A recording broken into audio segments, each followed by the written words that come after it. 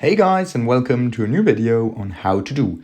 Today I will show you how to deactivate your Instagram account.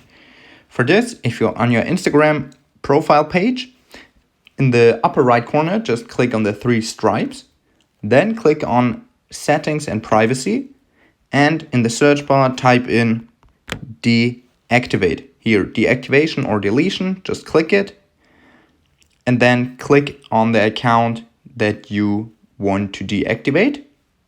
Once you're here, you can either deactivate your account, which is temporary, so it's actually like deleting, but only until you log in again, or you can completely delete the account. I want to deactivate it, so I just hit continue. Okay, once you've just entered your password, here there are some reasons listed why you want to deactivate it. Just choose one, then go to continue, and then you can click on deactivate account. Okay, that was a little hack on how to deactivate your Instagram account. If you enjoyed the video, please like and subscribe to stay tuned for more how to do videos.